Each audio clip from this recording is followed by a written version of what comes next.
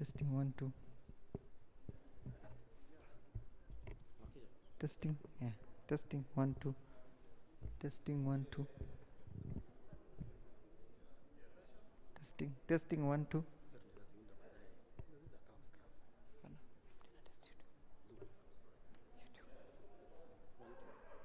YouTube.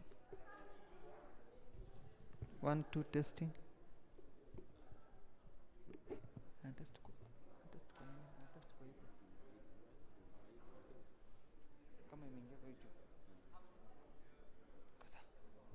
Testing 1 2.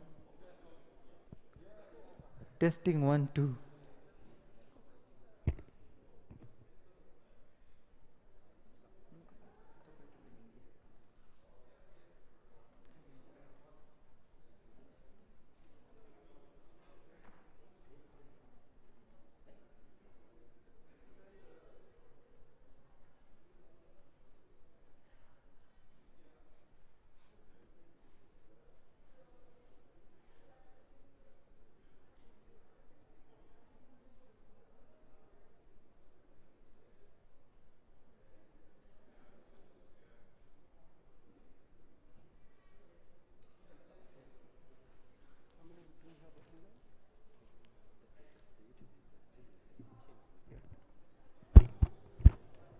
Good afternoon, everyone. We are starting very soon. Those seated at the back, please come in front, but make sure that you have a seat separating you from your neighbor. Those online, please bear with us. We are taking only 1 minute to get settled, and we begin the conversation.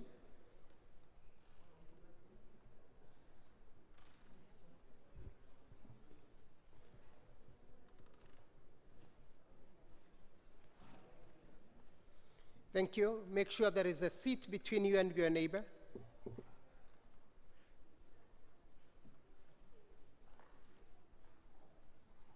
Be separated by a seat between you and your neighbor.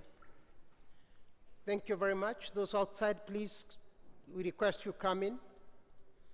We are starting shortly. My name is Karute Kanyinga from the University of Nairobi, Institute for Development Studies. I am the moderator for this particular session. I'll be taking you through this afternoon. Please, those outside, can you come in and get settled? I request we begin right away, please. And if you can have the national anthem immediately, please. And we start up, please.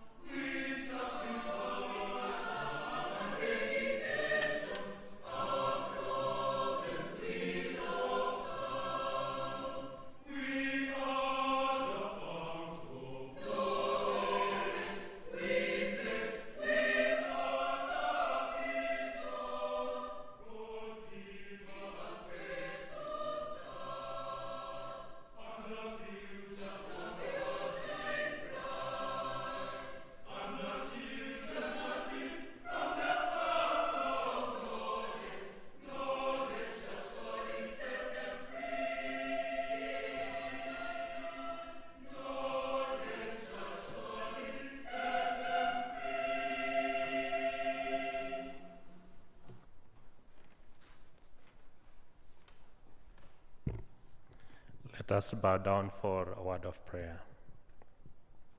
Lord God, our Father, we thank you so much for your goodness and love. We thank you for the grace given to us. We thank you for the gift of life. We thank you for health and strength. And we thank you for opportunities that you give to us. We thank you for the partnership between University of Nairobi and UNESCO. And we thank you for an opportunity that we can come together this afternoon to participate in this great conversation on the role of higher education, science, technology, and innovation in accelerating SDG implementation. We pray for the leadership of the University of Nairobi. We pray for the moderators of this event, and we pray for the discussants. And all of us as we participate, those who are present physically and those who are joining us online. We pray that this discussion will go a great way in helping us to improve in our services and in our service to mankind. We thank you for the opportunity that we can sit together and be part of this conversation. So as we begin with us, and at the end of it, we'll give thanks. This is a humble prayer with thanksgiving through Christ our Lord. Amen. Be seated, please.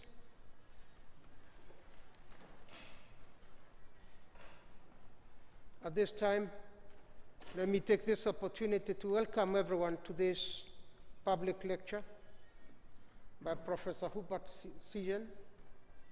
Gijzen, sorry for the pronunciation. It's on the role of higher education, science and technology, and innovations in accelerating implementation of SDGs in the African continent. It's a seminar that is of great relevance, not only to our students' community, but also to policymakers and practitioners, wherever they are, and in particular, in this country. It is my belief and my hope that our students, graduate students in particular, will find this discussion of great relevance to what they do and apply it in their own day activities and readings as well. Let me take this opportunity then to ask our Deputy Vice Chancellor, Research, Innovation and Enterprise, Professor Margaret Hutchinson, to come and give us a word of welcome on our own behalf and on behalf of the Vice Chancellor and the University of Nairobi community. Thank you very much.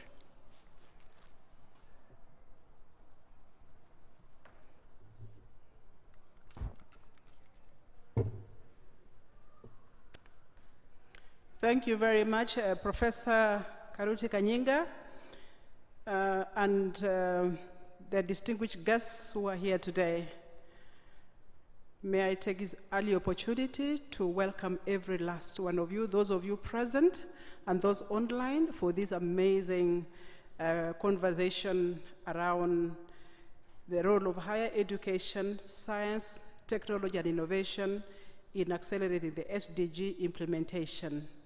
So I'll be reading the citation of Professor Hubert Gijzen, the UNESCO Regional Director for Eastern Africa, during this public lecture. And as Professor Karuti Kanyinga has mentioned, my name is Professor Gijzen Hutchinson, the Associate Vice Chancellor in charge of Research, Innovation and Enterprise, and also a Professor of Horticulture at the University of Nairobi. So may I also convey the greetings and the apologies from the Vice Chancellor of the University of Nairobi, Professor Stephen Kiama Gitahi, who was not able to join us, but will be following us because he's very passionate about the discussion today.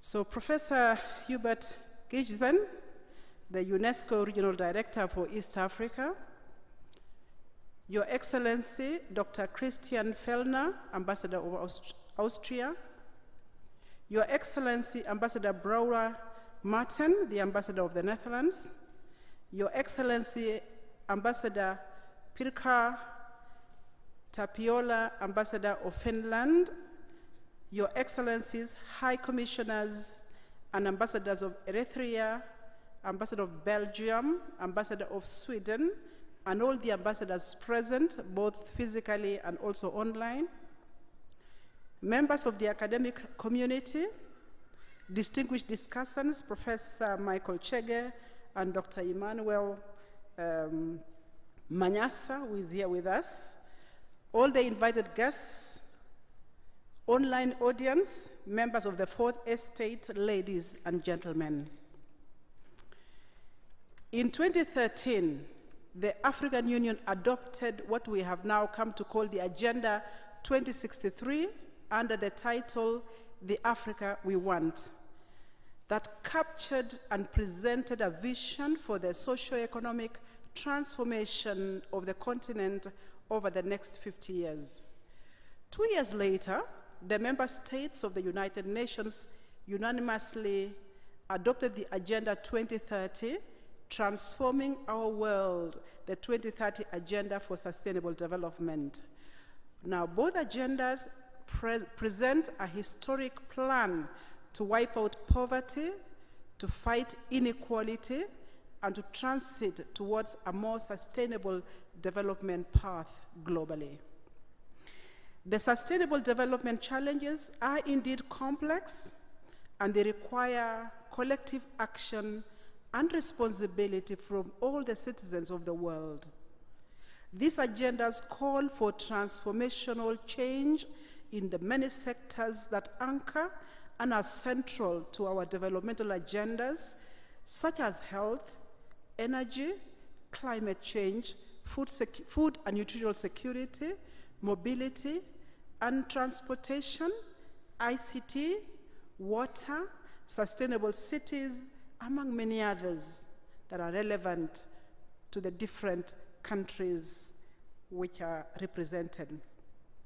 The issue is that these transformations need and must be made almost simultaneously, and this then adds further to the complexities in the achievement of sustainable development goals that are set globally.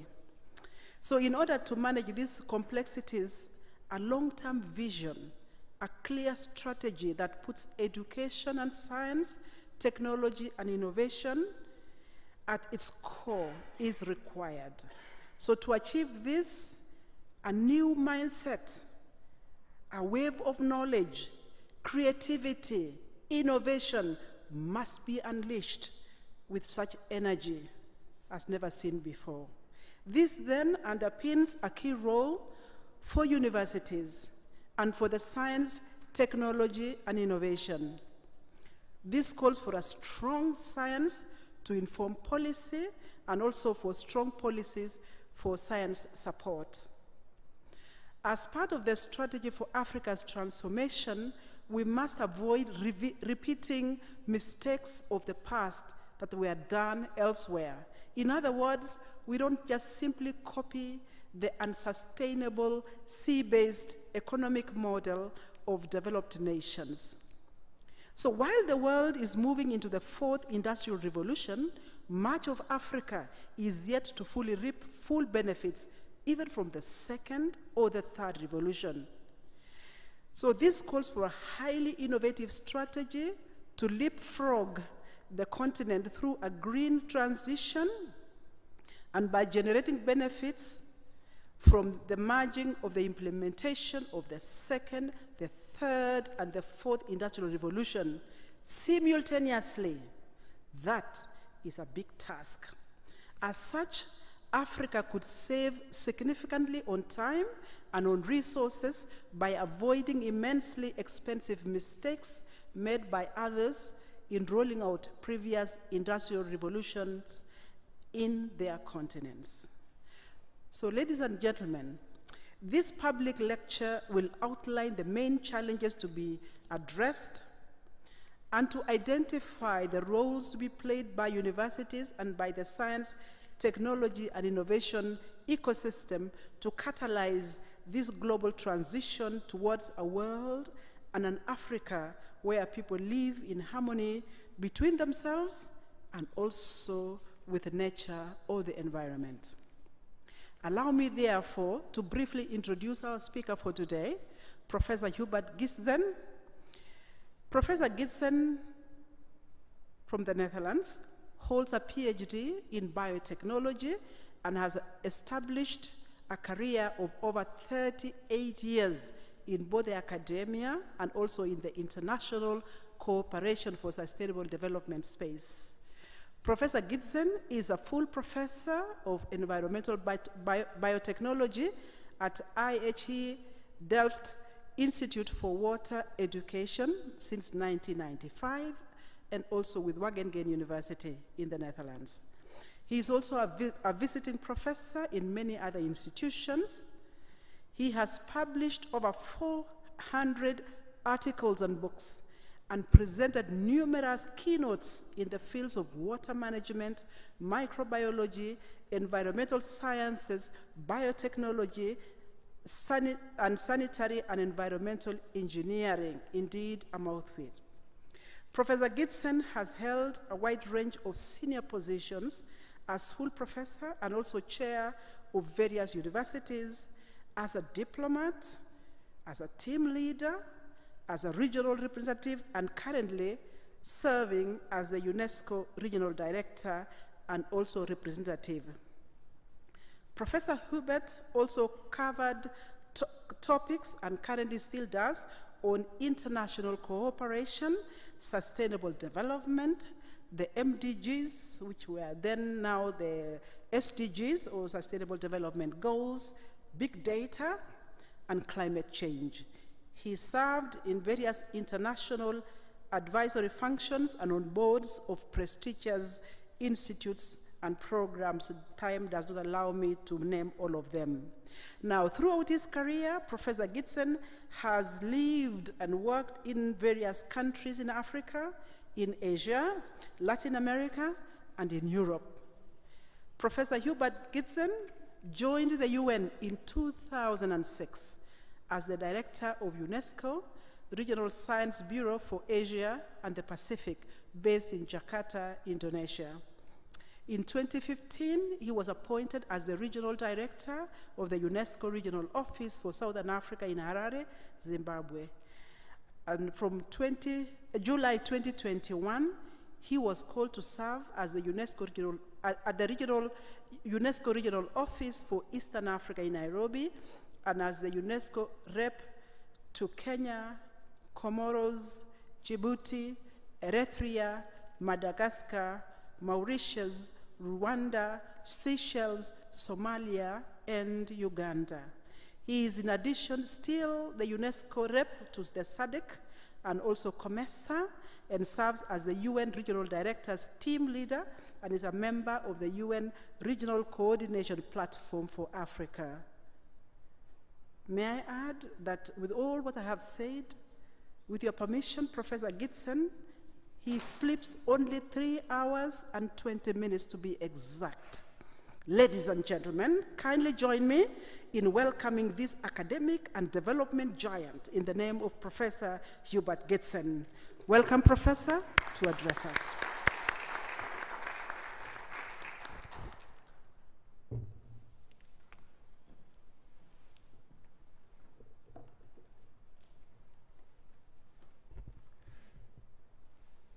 Thank you so much, Deputy Vice Chancellor, for the kind words. I can see you have probably Googled me, and I can confirm that most of it was actually true, because when you Google, you always have to be careful. Is it fact or is it fake? So thank you very much also to the Vice Chancellor for hosting this public lecture. It's a pleasure to talk to academia, to students, and share some thoughts on the difficult times we're in. And I'm not just referring to COVID, I'm referring to the complex challenges that we're faced with in terms of sustainable development and the agendas that we have set and committed to. So I would like to touch on that. Maybe before doing so, I would like to say a few words maybe about the United Nations and about UNESCO, so that you know where do we come from. So let me see, and also see if this mic works, because then this mic works as well, so I can move from the podium. So the UN and UNESCO, just a few words so that you know. I mean, everyone has heard about the UN, but this is the building in New York. That is maybe the image that you have, or maybe you have the image of the big hall of the General Assembly. You see the picture in the middle where the President of Kenya is addressing the General Assembly, I believe last year. On the picture here on the right, you see the building in New York. On the left, you see UNESCO, which is headquartered in Paris. So the UN was actually invented in the year 1945, and you will remember that was in the immediate aftermath of the Second World War, and in that sense it was a successor of the so-called League of Nations, which was established in the immediate aftermath of World War I. And in both occasions, with both initiatives, I think world leaders came together in the realization and saying that this happened, but never again. And when we saw World War II, that voice became louder, and the commitment was there to turn the League of Nations into the United Nations, which was then born when the minimum number of member states had ratified the Charter, and that date was 24th of October.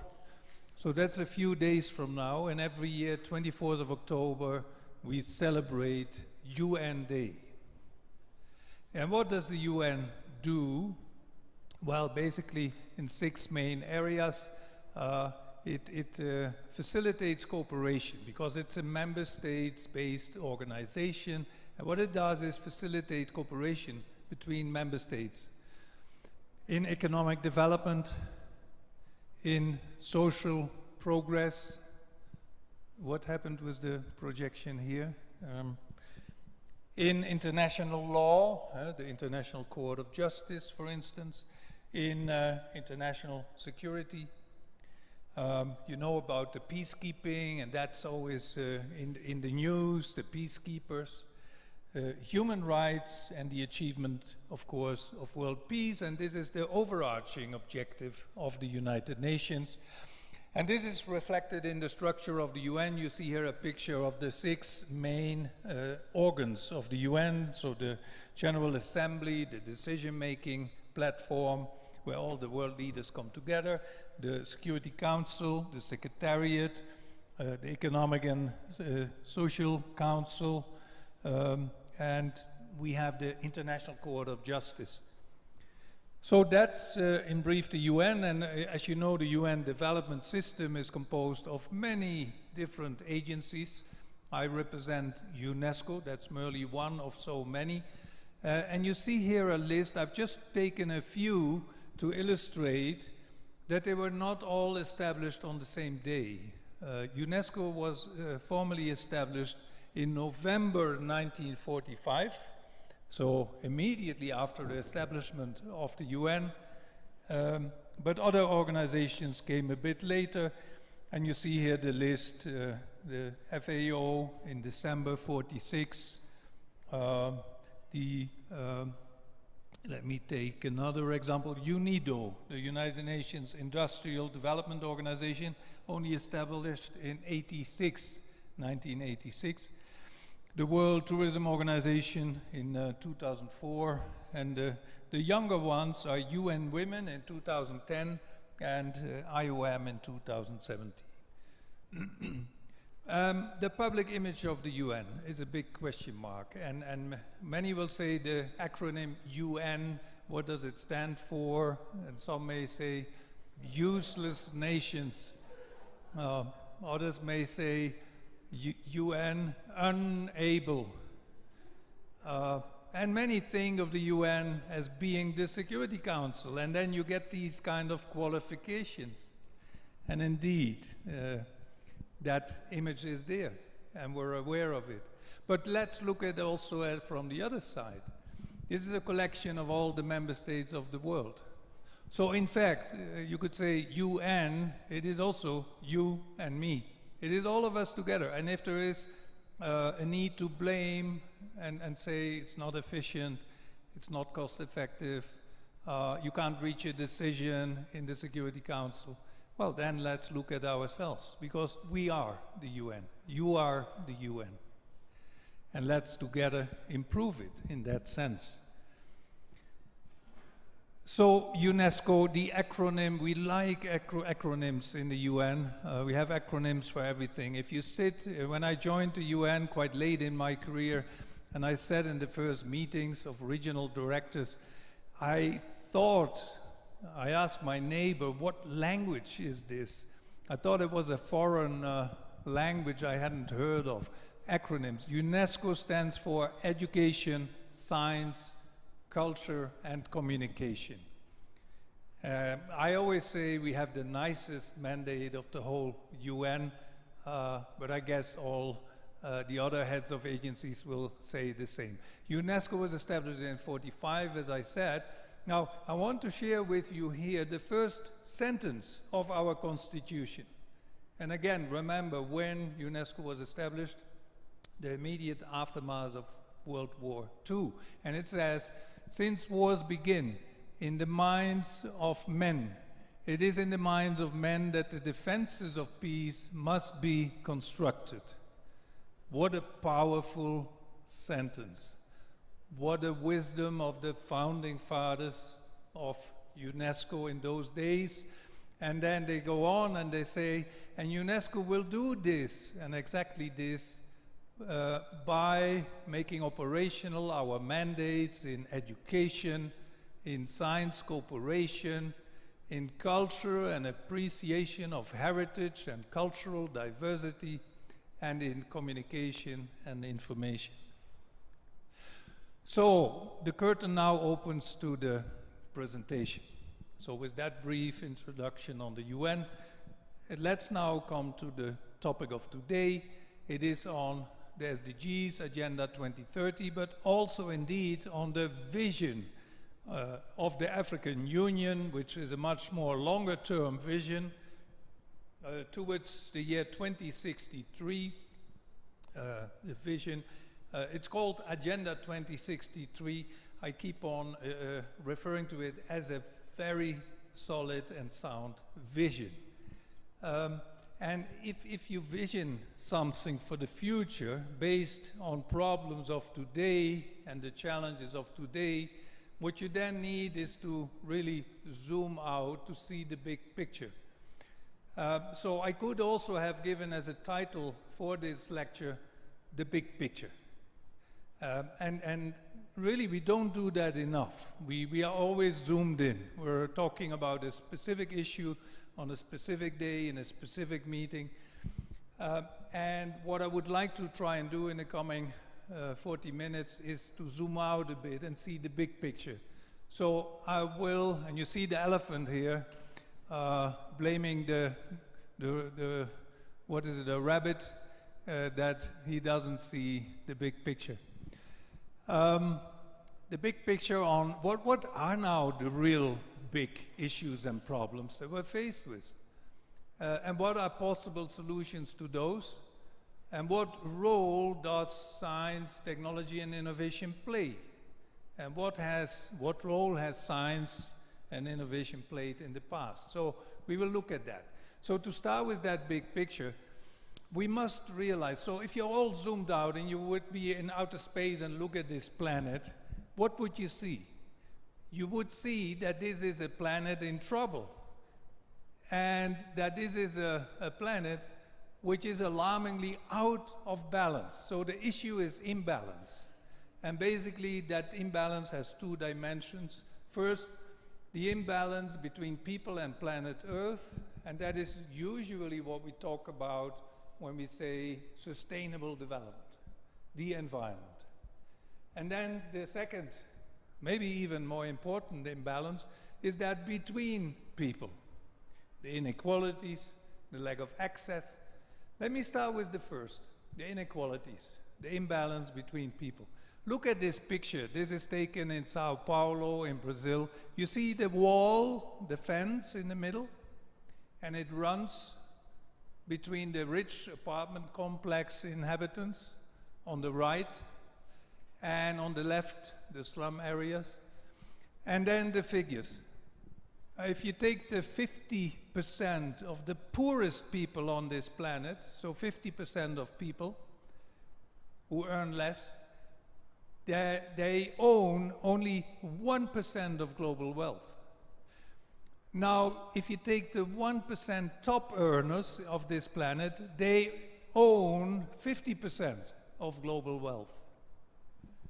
And women earn only 10% of global income. So that is the world we live in. These inequalities between people also manifest themselves in areas of access to health services, food. We see that modern medicine has answers to most diseases, even COVID. Within less than a year, we have a vaccine. And yet we see that many millions and millions of people die from curable disease. We also see the same with food. Globally, we produce much more food than we could ever consume together. And yet, there is over 800 million people that go hungry every day. So these are some of the inequalities. And they are also captured in an index. It's called the Gini Index. Many of you may have heard about it, but here the Gini Index is projected on the world map. And where I put the circle, so the more darker the color, the darker the red is, the bigger the inequalities. And where do we see the biggest inequalities in the world? It's here in Africa. It's in the southern part of Africa. Let me put this away.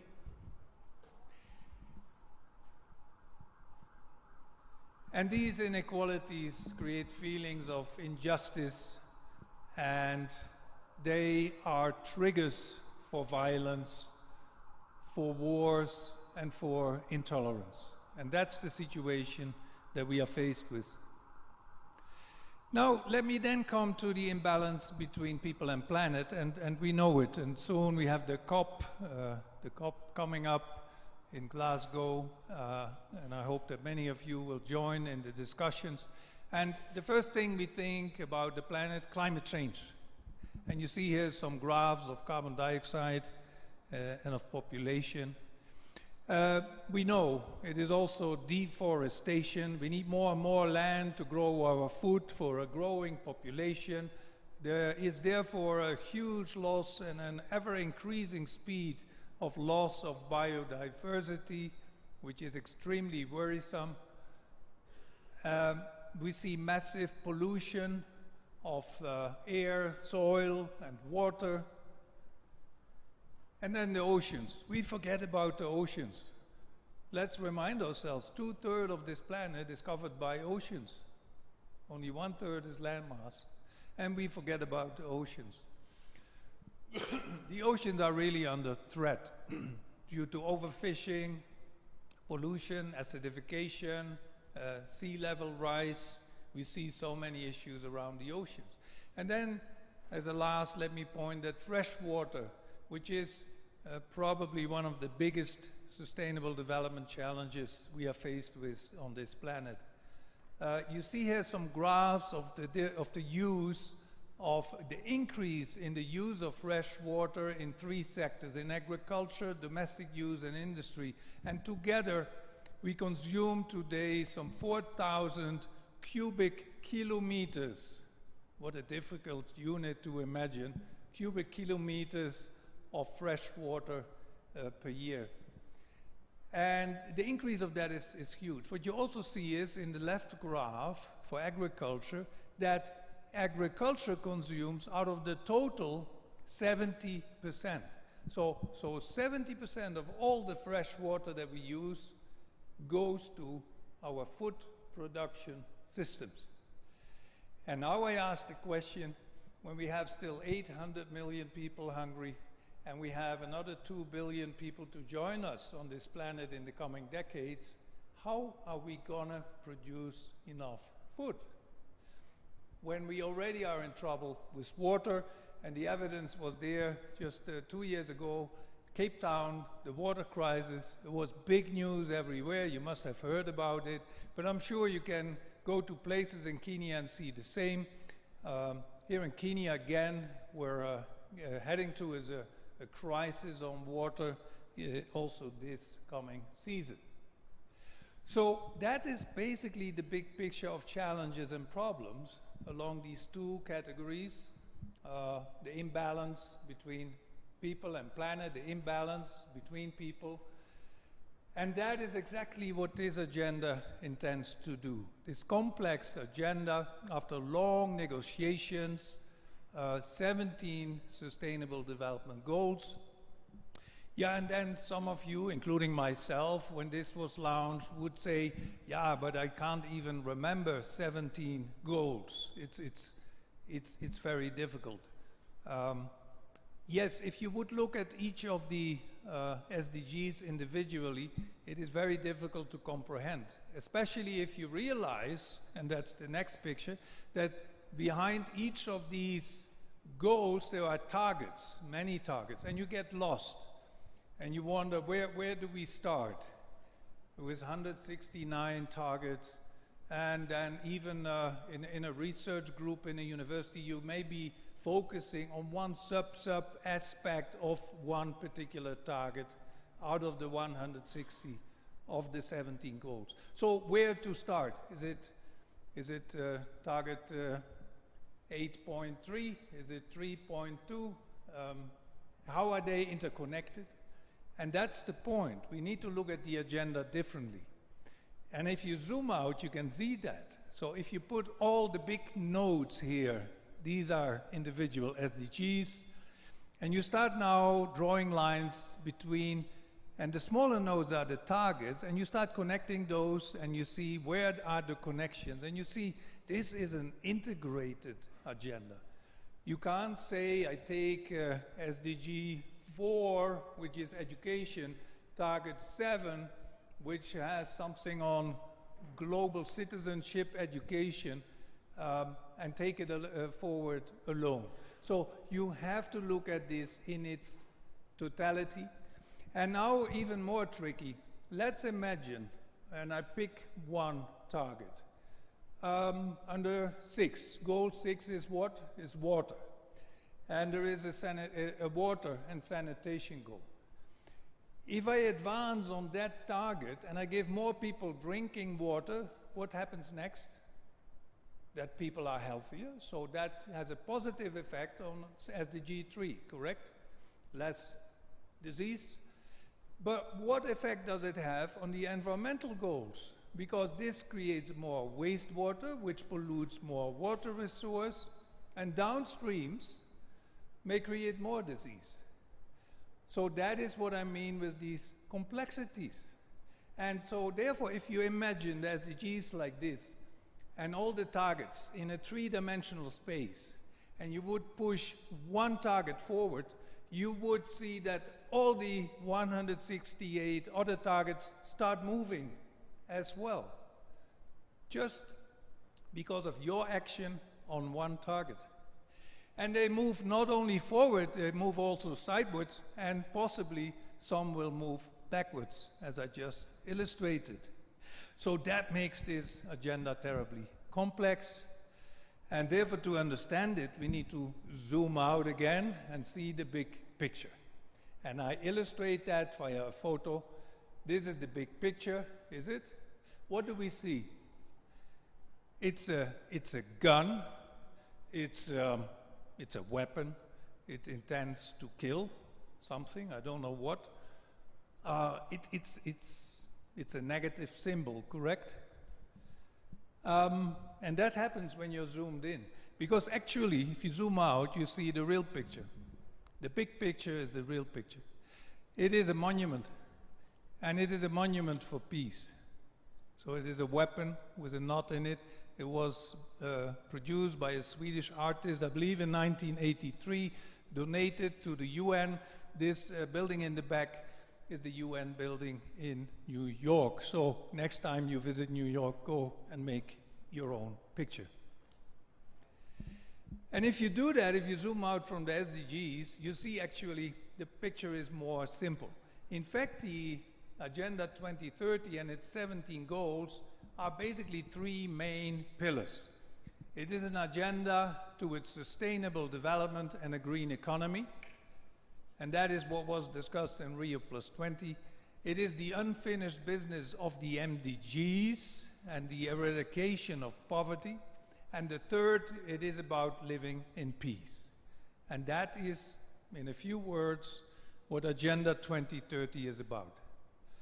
Now let me come to the second question. So if we have zoomed out and we understand better what these challenges are, how can now science, technology, and innovation help to address some of these key challenges? And how can it help leapfrog sustainable development in Africa? Now, in order to do that, you need to first look back and ask the question, what has been the role of science, technology, and innovation in the past? And then in the present, today, and then look into the future.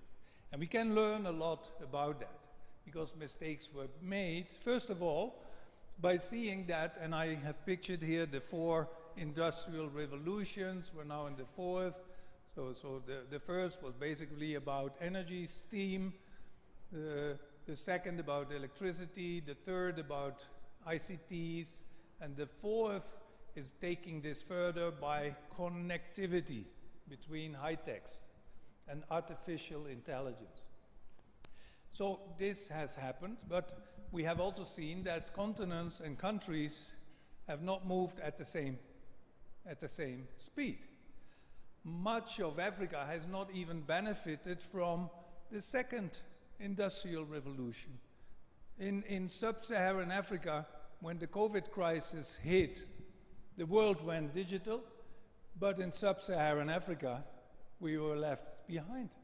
50% of the schools are not on the grid, not even ICTs, no energy. And the third revolution, much of Africa hasn't benefited from it. So if you look at the past, we see the first industrial revolution. The trigger was the steam engine, 1686, if you remember. We saw in the 19th century also an important development, the medical revolution, triggered by the discovery of penicillin, that you have antibiotics. Today, we see that this has built some of the biggest industries in the world, the Pfizers and so on, pharmaceutical companies.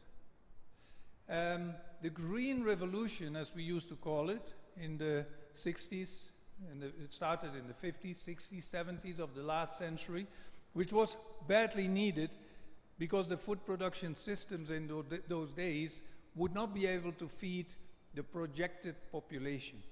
So something was needed. Fertilizer came up, the use of pesticides, later the crop improvement methods to get higher yields.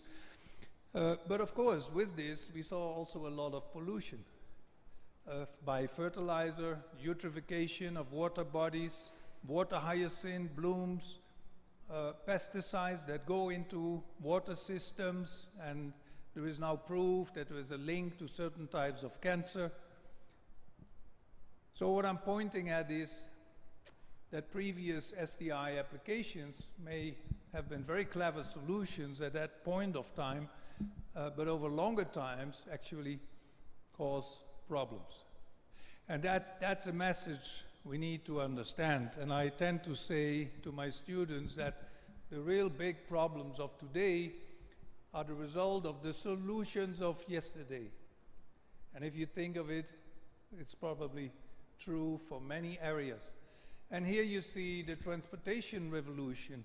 How fast did we go from the first bicycle in the year 1790 to what we have today with planes? The first tourism in outer space happened just a week or two ago. Imagine. At present, it's clear we are in an ICT revolution. You see on the left an old computer room in the University of Virginia in the early 60s. These were actually 3 rooms interconnected, the space of the podium full of equipment, and they had a capacity of a fraction of what I carry now in our pockets, a cell phone. And now we have these high-speed laptops. And then the question is, what about the future? What is the SDI for the future? And my answer is, I don't know. Would it be a biotech revolution? Biotechnology has held a long time promise, has done a lot of good things already. But would that now come up? Nanotechnology, high-speed computing with big data, combinations of the above with artificial intelligence, who knows? The future is undecided, and I'm sure all of these will play a role. But what I do know is what we need. We need an SDI revolution focused on sustainable development. And that is because if we look back and take note of how we mobilized SDI in the past for development in those days, well, it has brought us, for instance, the carbon-based economy. And now we know that was the wrong track. We need to go back, take another track. The example of the green revolution with pesticides, wrong track. Let's go back. The consumption of water, so much water to produce food. Imagine, how much water does it take to produce 1 kilogram of beef? Well, the answer is about 15 cubic meters of water. To grow all these hectares of grassland, to feed 1 cow, to have a steak in the evening for 9 billion people in the year 2050, is that feasible? Is that sustainable? Is that where we are going? So the past interventions of science and technology maybe were useful at that point of time, but they were not clever enough to be sustainable. And that is the message because of 2 reasons. First, we left many, many people behind who have not benefited from these developments. And the benefits came at huge environmental cost. And now we are faced with this and need to address this. And also to point at the vision, the Agenda 2063, there is a very strong recognition, and I gave some quotes from the document, a strong recognition of the role of science, technology, and innovation. So please look at that document, and that recognition is there. Now let me address the question universities, which are the powerhouses for the production of science, R&D capacity in any country. Universities in Africa have challenges. They have their own challenges. And we know them. They are related to quantity. We have a growing portion of youth in the continent. And do we have access for all of them to university? Do we have that capacity? We don't. So the number of universities, the number of researchers, but also think of the output, the number of publications and patents, the percent of women in higher education, the quality challenges. Just one illustration. I looked at the top 200 of universities, the top 200 ranking. There's only 2 universities from Africa, and both are located in South Africa, in one country. It's the UCT and Wits University. The lack of cooperation, harmonization of programs between countries, different standards, different processes of degree recognition. How can you have a common market if you can't even recognize the degree of your neighboring countries' graduates of students? So that is a challenge. Why is that still problematic? well, do we trust the quality of a university somewhere else? Yeah, I think so. When it's UCT or WITS, we will do. But do we trust the quality of all the universities? So there are issues with quality assurance and quality assurance mechanisms in universities. So I would say that turn that into an opportunity. We have the Addis Convention. Look at it as an opportunity to harmonize, to use also the power of connectivity and cooperation to come together and develop between universities in a region joint degrees, joint programs, or at least where universities offer certain modules and together you have a high quality MSc and PhD program and also high quality research programs. So imagine what happens if you put the best brains together to do that. Now your quality goes up. We see challenges in capacity in research, in R&D. Here's some statistics. This is from the UNESCO Global Science Report. And you see that in sub-Saharan Africa we have less than 100 researchers per million. In higher income countries we're talking about 3,800. The world average is 1,000. So we are only at 10% here of the global average. In Kenya it's doing slightly better, 320 almost. And then the issue of gender parity. We're doing quite well. If you look here at the different levels of university training, at bachelor's level and master's level, women are represented by 53%. That's great. PhD, it goes down to 43. But then when they graduate and you look in the workforce and the researchers, it goes further down. It's only 28. So we lose them. We call this the leaking pipe. And we need to have it, we need to call a plumber, correct? And then about quality. Let's remind ourselves, quality has a price. Quality doesn't come cheap. I ask, what is the budget of the university here? What percent of the GDP in Kenya is allocated for R&D?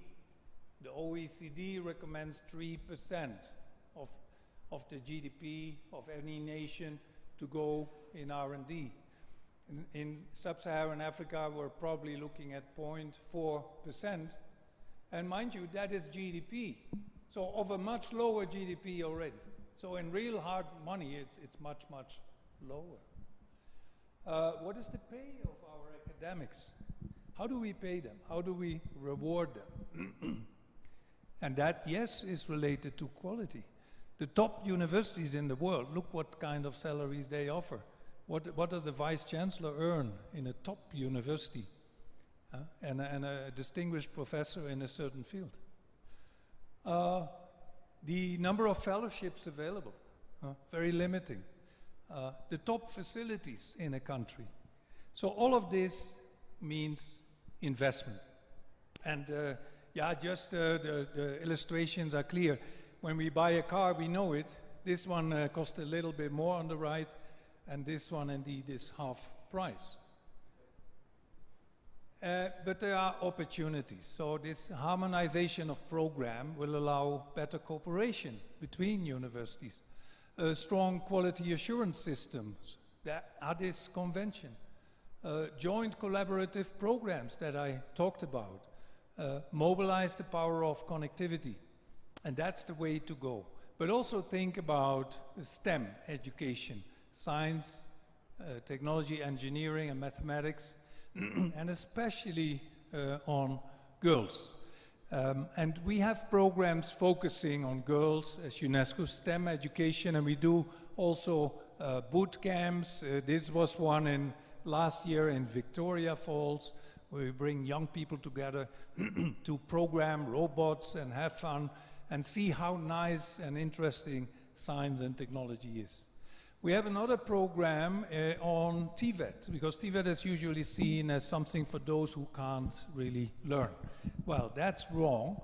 and TVET programs are very important. If we want to make that green transformation in Africa, we need at the technical level the skills to do that. Who's going to install those solar panels? Who is going to repair your batteries? Who has the knowledge of an electrically driven car? So we need TVET. And what we see in TVET is a very low % of women. So in the project we were doing, in the program, we were stimulating women to come in and make it more attractive. And we saw a challenge was that the men would look at them, the young boys, like, you can't do that. Become a car mechanic. So we worked with a young lady in Malawi, a singer, quite famous already in Malawi. And we had produced a song. And she sings the song, and the lyrics, you can't follow it, it's Chichewa. But the song really, the song says basically that we as women, we can do this. We can manage this. We can learn this and practice this too, and we can have a job in this. And the pictures show it, and the singer really made this song. So let's listen for a few seconds to the song. Chifukwa chake po munyadira kuti nyadu timamucha mai ngwazi yachikazi ati ndine wankazi sindingagwira ntchito zina ayi poti ndine wankazi ine panga ndipa nyumba basi nditokhala chilichonse ndingafune lelo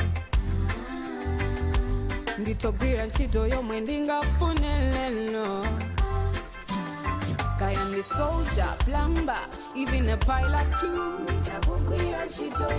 Even mechanics, even carpenter too. So before you all start dancing, let me continue. But that was very powerful. This song hit the charts in Malawi, became #1, stayed there for 3 months. The lady became so famous she couldn't go out on the street anymore. And also we submitted this song, and this was an EU-funded project. And we submitted it every year. The EU has, from all their projects globally, a competition of the best communication award, and this song won the award.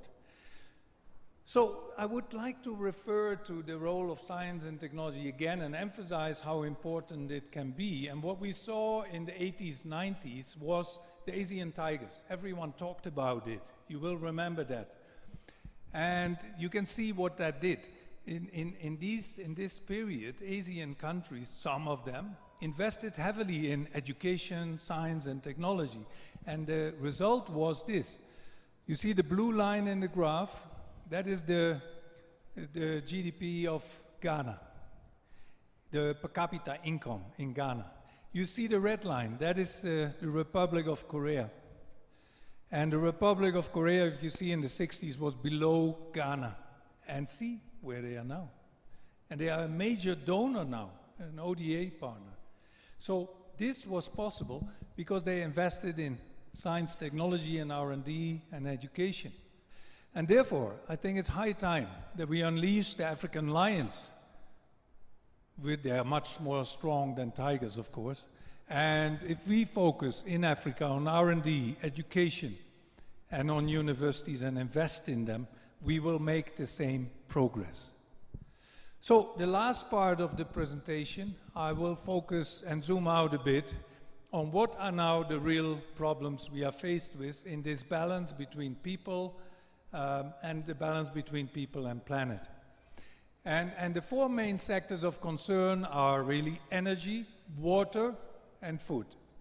And of course, social, the inequalities and the poverty. And what we therefore need is to look at that more strategically. If we address these 4 key issues, we would have addressed basically most of the SDGs. Because if you solve these, you have, to a large extent, solved climate change, biodiversity loss, the rebalancing of elemental cycles of carbon, of nitrogen and phosphorus. You have stopped the ocean acidification. You have sustainable water management. and you have addressed the issue of poverty and inequalities. So these are the ones. And why is that so? And what do we need? What we need is new energy, new water, new food, and we need a new mindset and social transformation. So that requires a vision for a long-term, a sustainable world in which, let's say, mid of the century, 2050, 9 billion people can live a decent quality of life within the planet's limited resources. And that is something that's not easy. But think of it. If you think about addressing these big challenges, what a world this could be. How could it look like if we had addressed the issues of living in balance with the planet, with water, with biodiversity? How would it look like if we have addressed issues of inequalities and thereby create the conditions of living more peacefully together? So that's the picture we must imagine. And I'm sure that was what John Lennon imagined when he composed this song. So let's look at that picture, and I show a few slides to help you image it. What about a situation where poverty is a syndrome of the past? We don't have poverty anymore, and people live healthy lives and well-being for everyone. A world where we live as peaceful societies next to each other, where we appreciate diversity. It is unity in diversity. That is the new slogan. A world where we also come to grips with our imbalance with the planet. Not just green buildings, not just green cities and eco-cities, but a green economy and also a green mindset. So also for Africa, let's make this happen. The greener cities in Africa, this is a picture from FAO. But also think about transport, and it won't take long and we have electric mobility. So how will it look like? How will it be? Less pollution in the cities, less noise. And what about these three main drivers of sustainability? It's about energy, it's about water, and it's about food and their interrelationship, and we need to look at that. Now, for energy for Africa, we probably know the way to go. We know what new energy means. Is it solar? Is it wind? Is it geothermal? I don't know. It could be biofuels. I don't know which one will win the competition, but we will see probably 2, 3 survive, and depending on location, you have different priorities. And when you have energy, also in the rural areas, suddenly you can use ICTs. So think about the power of that for local development. And then people would ask, what is new water? Well, again, here you need to imagine a bit. Look at how we are treating water today. Water is probably the most poorly managed natural resource on this planet. And we need to manage it well. And we have to think about cities where we live with water, because flooding will be part of us. And if you have then planned for lakes inside the city, then the water knows where to go and you don't get wet feet. So these water bodies in cities can then also cater for the shortages which you have in the dry season. So storage, recharge. The bottom of these lakes will be fully engineered to have efficient recharge to groundwater. That's the future. And this is how we live already in Holland. The right-hand side is an animation. The left-hand side is a casco house on the water. It floats. And you can finish it in your own colors. You can have it with a garage and a ramp to the road. That's the future, but it is already there. And think about the good thing. I mean, I have to move a lot when I move to a new city and a new country for a new job. What you need to do is just hire a boat. You don't need to pack and unpack. Isn't it fantastic? Then our waste, and again looking at water, the most disgraceful use of water, and let me share that example with you, is the following. We treat fresh water up to the highest possible quality called drinking water. Zero coliform, crystal clear, you can drink it, to flush our toilet. And we do it every day. Now, that's a disgrace. I call the flush toilet both an environmental and a public health disaster. Because what it does is then it turns all that water into wastewater, which flushes out into the nearest stream. We don't have money to treat that water, so it contaminates the whole water body and people downstreams get sick. How does the future look like? Now imagine this. So all the houses will be connected to a vacuum system. The toilets will separate urine from fecal matter. Fecal matter goes to centralized or decentralized underground, fully automated composting systems, where the first generation produces hydrogen gas, methane gas. The second generation in 15 years can make hydrogen gas out of this. And then multiple use of space. We're in cities, so on the top you have a park, or in this case, a football court. That's the future. And then people say, yeah, but vacuum, very expensive. But you can calculate the amount of energy you get from this is much more than you need to run the vacuum system. And you can supply that energy back to the same household for air conditioning or heating. And now the urine, and this is a hypersonic toilet. It separates urine, and urine is a chemical waste because we take so many of these pharmaceutical products.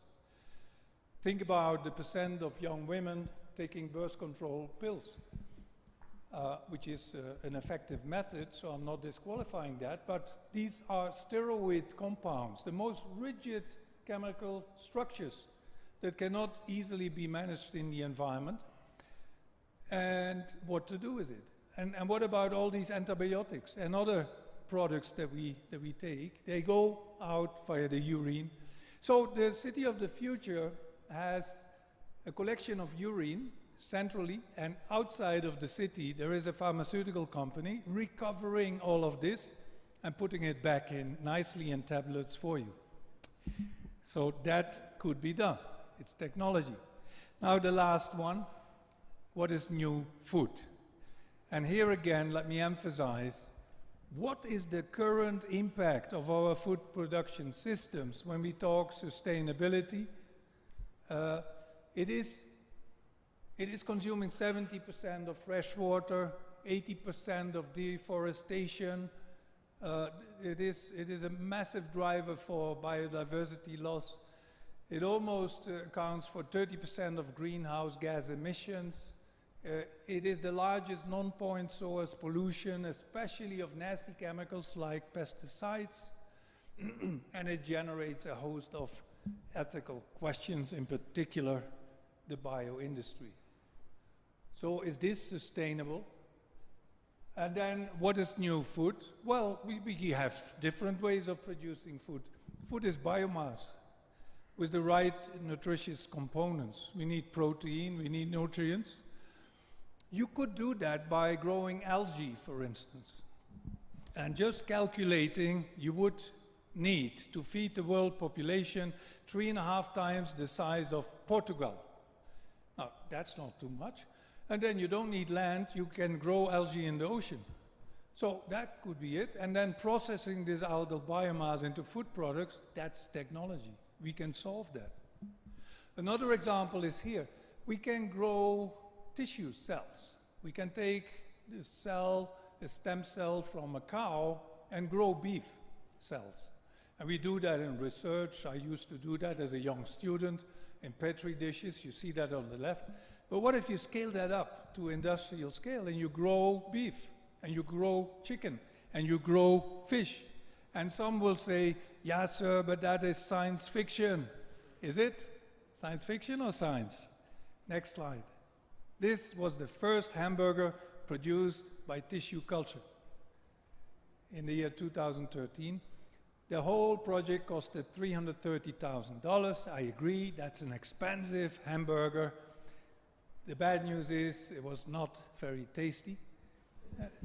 The reason is that with real meat you have fatty tissue that gives you the flavor and the taste. But again, that is technology, that will follow. That was 2013. Today we have several startups.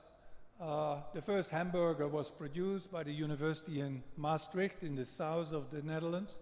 They have created a startup called Moza Meat. They have promised to bring this commercially into the supermarket within 5 years' time. We have Memphis Meat in the US. You see the timelines here. This is coming, ladies and gentlemen, as we speak. And therefore, I will end by saying welcome to the future, and thank you very much.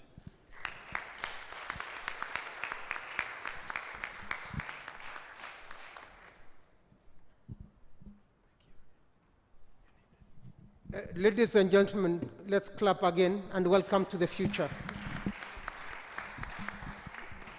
I think that concept of welcome to the future is a very good way of making a good summary of what Professor Hubert has done, and in particular trying to look at what is going to be the role of higher education in what we are doing.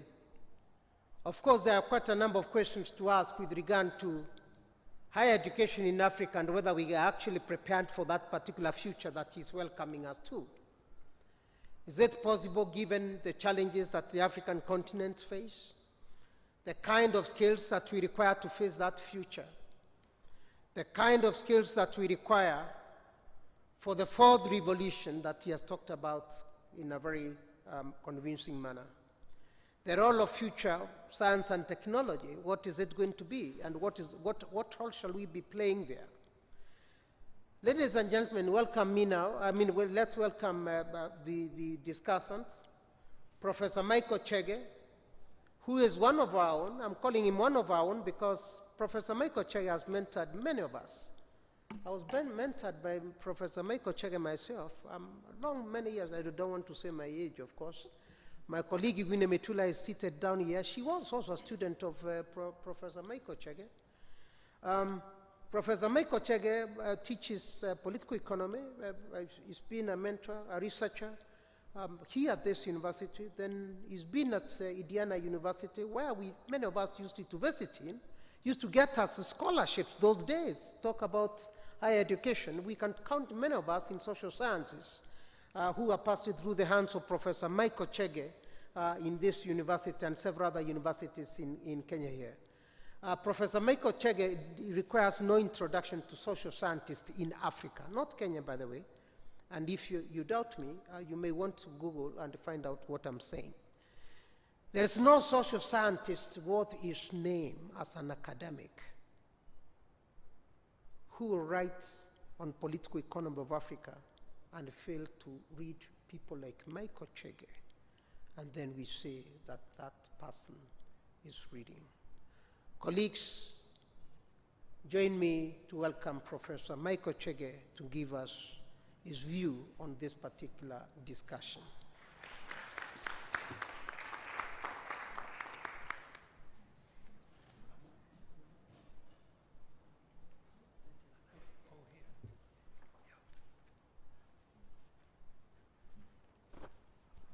Thank you very much, Professor Karuti Kanyinga. That's a very complimentary speech, introduction, and I must always express my gratitude to you. I've been associated with this university, ladies and gentlemen, for a period exceeding 40 years. I studied here, I've taught here, I love this institution. I never leave, I always come back. And as Karuti said, he and Professor Gwine Metula were once my students. They are now my colleagues, and actually I'm learning from both of them. And I'm happy that they invited me to come here and comment on this wonderful lecture that we have just heard from Professor Gijzen. Professor Gijzen, we thank you for a wonderful lecture that touches on some of the most important issues that affect this country, our country, and our continent. And I want, in the rest of my comments, which will not take very long, simply to state the following, that we are largely in agreement with the findings that you present today. We wish that the world becomes greener, it pollutes less, there's more employment, there is less inequality, and less despoliation of our natural resources, and that we use science and technology as a tool to reach there. These are goals we commonly share.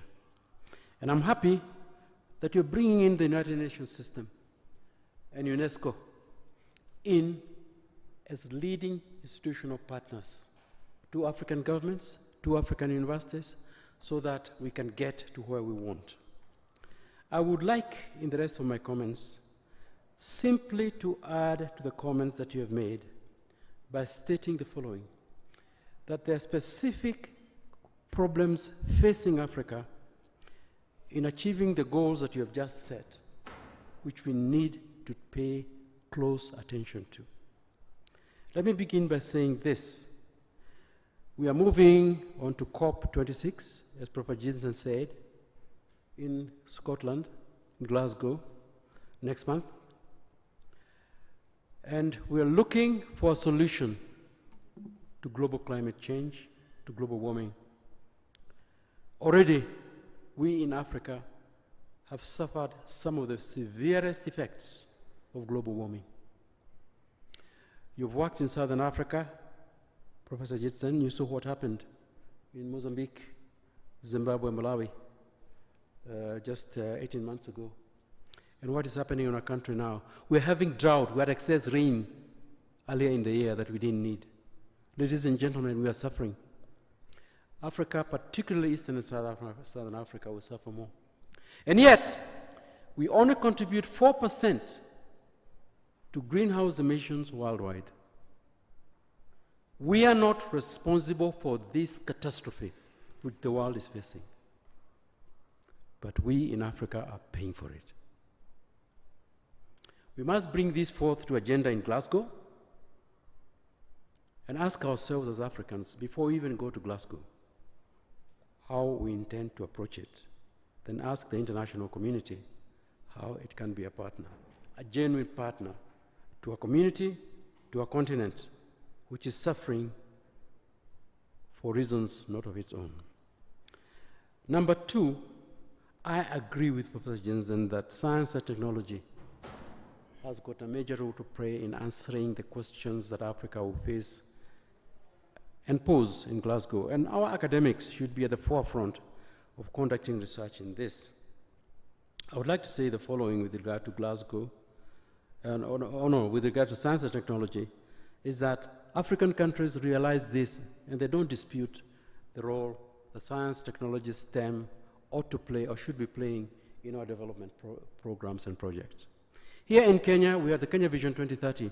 If you look at that document, which our Kenya government adopted in 2008 as our vision of development to 2030, and I led the technical team that put it together, you'll see that science, technology is included as a foundation of all development, cross-cutting agriculture, industry, services, all of the above. That input, by the way, was drafted by scientists and social scientists from this university and from our universities. It was not the government. And I pay special tribute to them, to our scholars, because of the genius I saw in the way in which they approached this and drafted it and made the government fully convinced that as a partner, universities and scholars in Kenya know what the problems are, know how to solve them, and I'm sure as we go along, you're going to see evidence of this.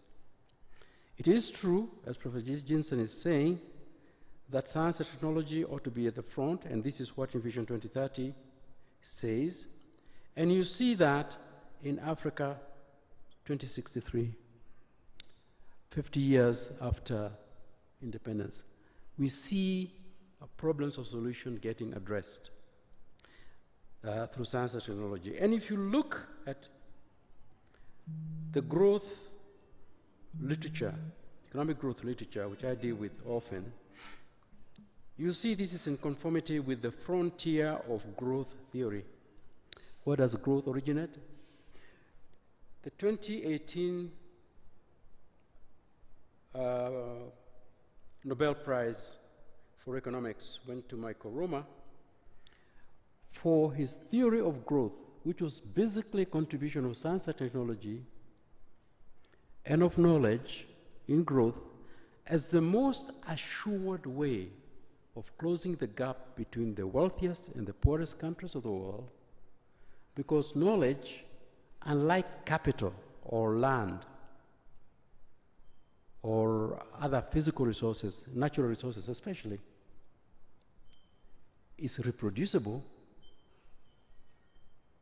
It is non-rival, as they say in economics, that you can consume it. I can use the Pythagoras theorem today to design my house, and you can use it tomorrow, and somebody else can use it the other day. It does not distract from me.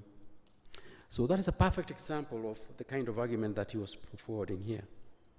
So all this endogenous growth theory and raw science technology is very much part of what we Africans accept. Point number 2, again, I said I was going to address myself with how relevant these issues are to Africa and how we must tweak it and change it a little bit to conform to our demands as we move to COP26, is this: that innovation, science, and technology in African development leaves a lot to be desired, even though it is improving, and COVID has set us back big time. We must address it as we move forward, and we must rely on scholarship and our universities to provide us and our leaders and our governments with an answer, please. The World Economic Forum in Davos, where our leaders and businessmen go every year, produces the Global Competitiveness Index every year. Within it, the Global Innovation Index measures the capacity of countries to innovate in exactly the same manner that we heard from the lecture that was delivered by Professor Gijzen. Now, listen to this. Of the 132 countries in the 2021 annual report on Global Innovation Index, of the 132 countries, the highest ranking African country is Mauritius at 52. The next one is South Africa, 63. Tunisia, 71. Kenya is 85, not bad. 88, Cabo Delgado, and 90 is Tanzania. In other words, there's not a single African country in the top 50 nations in innovation in the world. At the top is Switzerland, Sweden, the Netherlands. I can see your background and the institutions you worked in. That's them being reflected there. United States is not at the top. But they do a good job for themselves, but they're not Switzerland and they're not the Netherlands, or even emerging countries like Singapore, etc. Malaysia, just for comparison, at 36. But listen to Vietnam, which I've been tracking in comparison with us here in East Africa, 44, out of very, very, very low numbers. How do Malaysia and Vietnam get here? And this is a question that we are asking ourselves when drafting the Vision 2030. And you are good enough to mention to us, Professor Gijzen, about the Green Revolution, science and technology, innovation in education. That's what the answer is. That is where the answer lies in how China got to be one of the poorest countries in the world in the 1980s to right now eradicating poverty almost completely. It's the greatest phase of poverty reduction the shortest phase of poverty reduction a country in human history has ever done it in. 30 years or so, moving from pre-industrial to post-industrial country with poverty reduction on a mass scale. This is what Vietnam is imitating, and Malaysia and others. So there's a lesson to pick up here. What to do? If you look at the bottom 10 countries on the World Economic Forum Global Innovation Index, they're almost all in Africa. Cameroon, Mali, Togo, Ethiopia, Myanmar, Benin, Niger, Guinea, Yemen, Angola. Countries with a tradition of violence within, and instability within, tend to have a low innovation index. It's understandable. You just mentioned yourself. If there's violence and instability or too much COVID, the kids don't go to school and universities close. So let's look at issues like this in Africa and ask ourselves, what do you do for countries at the bottom? But I'm also interested with countries that are on the threshold of breaking through to Southeast Asian kind of rapid industrialization, and I count our country among them. I feel sad when I see setbacks in Kenya, or South Africa, or Mauritius, or Tunisia, or Cabo Delgado, or Cabo Verde, sorry. Cabo Delgado, there is not Cabo Verde. The thing is, the formula is not that difficult to understand, and you yourself in your lectures pointed this out. How do we integrate rapid innovation in science and technology with education, with open economy? Because it's what you're seeing in Vietnam now, from the command economy to an open economy that is producing for the market that is not just local, but global. Pick up any chart in New York today, in the stock market, or London, or even Sao Paulo, where you look, is more likely to be made in Vietnam than China, or Bangladesh, a little bit Indonesia or Thailand and so on. And that's because they are drawing in on industries relocating from China onto Vietnam, and Korea as well, to Vietnam, which is a low-cost economy compared to them. That is what countries like Kenya, Mauritius is doing it, that's what countries like Kenya, South Africa, Botswana, and others should be doing. And my country, and all of us who love this wonderful country, should be thinking of this. We don't rank too poorly. I just wish our leaders would listen more and talk less about politics and more about economic science and technology. In this ranking that I just mentioned, Kenya is among the top 10 in science and technology in the category of low, medium income countries, low, middle income countries of the world. These people you see in this university, professors and so on, do wonderful work. Professor Hutchinson, you know your work very well. You know our faculties of agriculture, our schools of veterinary science, veterinary medicine, and even social sciences have a reputation to be proud of. Even innovators outside and up country. Now, let me talk about our universities because you mentioned those, and say the following. The problem is in the paradigm that we're using. We in Africa, in our universities, got misled by liberalization and neoliberalism in the 1980s, and were convinced by the donors, including some Western thinkers I and my colleagues disagreed with, that you could turn universities into profit-making institutions by mass production of degrees and by charging a market cost of those degrees and paying lecturers a market cost. Even changing titles of professors and administrators into corporate sounding institutions so that the registrar for administration became director of public relations, like you are selling Coca-Cola. This is wrong. It is the paradigm we used that misled us. Today, we have a crisis in this country, and I feel sorry for the vice chancellors, including my own here in this university, because they are trying to reconfigure that model into a proper university that produces knowledge, not for the market. And that's because the number of students who are now eligible to enter our universities is lower. You can no longer balance your books by charging a fee. And there's infrastructure, there's salaries, and debt that our university face. The IMF is back in town again. There's also the problems of the 1980s, by the way, insisting that the government reduces subsidies going to the universities. The solution will not come from outside. We must rethink it through. But I don't think it is just a question of quality alone. It's a paradigm.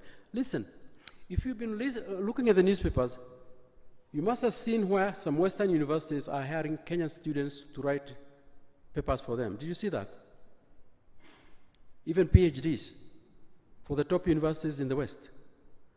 How can those students ask Kenyan students to write papers for them and pass their exams and get their PhDs if Kenyan students are inferior? Answer me. The truth is that there is quality here, but there's no order to it. There's no arrangement to it. There is no organizing our students and our teachers in such a way that that quality is harnessed to where it ought to be. I agree there's reduction in mediocrity all over. It's a mix of good and bad. What we need right now in our universities, as far as science and technology innovation is concerned, is to put together a commission of inquiry with the best brains available in Kenya, in Africa and the rest of the world, and find out what we need to do to reconfigure our universities so that they're universities and not marketplaces. Mahmoud Mamdani, my colleague, my friend, actually produced a book by that title, Getting Away from the Marketplace Universities.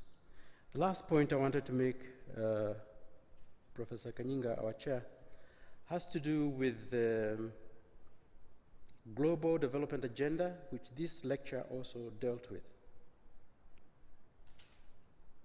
Ladies and gentlemen, COVID has changed the paradigm of development in the world completely. I don't think we even know the damage that this pandemic has caused to our institutions and how we are going to reconfigure it. Already you hear notions, especially in the West, that changes in the marketplace and the way in the workplace is already here with us, and we must live with it. So too with water, so too with energy, so too with food.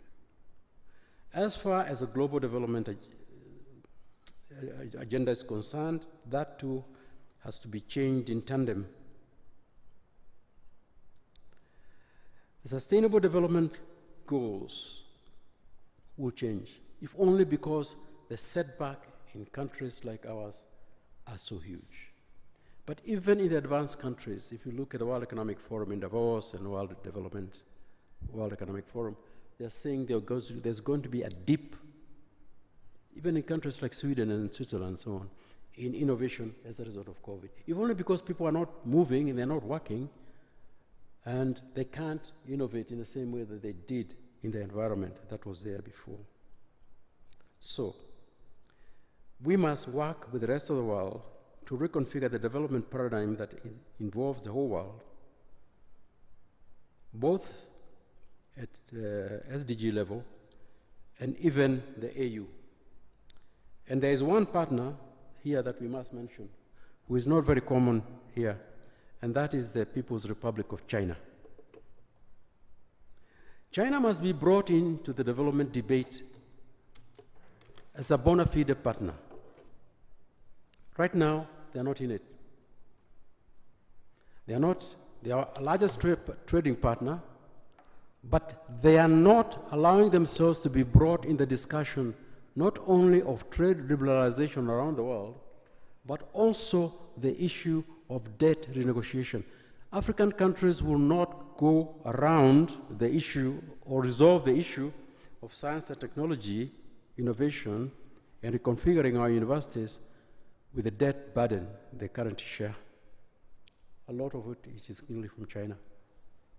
And China has, it is not saying we have ruled ourselves out. They are sort of in it, but not of it. We as academics, we as people who study these issues must stay front on. You want to be an African partner, a bona fide partner, you must be with us in times of need. There is no way we are going to move forward post-COVID with the slowdown that we have, with the debt that we have, unless it is renegotiated and payments lowered over time. There are very few leaders in the West now, following the retirement of Angela Merkel, who have any interest in this issue that I can see. Sadly, your country, the Netherlands, used to be a great friend of and sympathetic to the development world. I'm not seeing it. A lot of concerns with immigration and diversity, just like everywhere else in Europe. So we in Africa must reconfigure this and see how to deal with it. And in this, the universities are part and parcel and should be at the driving force. And that's why I'm here today, because anything concerning this university, concerning output of our staff, and my good friends like Karuti and Professor Winnie Mitula, who I congratulate for full professorship among the being Antwin professor this year, as well as Professor Judith Baimuka, who was previous UNESCO chair in this university, and also played a major role in putting these kind of lectures together. I think, and thank you very much for inviting me to speak. It's always a pleasure for me to speak from this forum, because I've spoken from it for so long. It's always like coming back home again. Asanteni sana.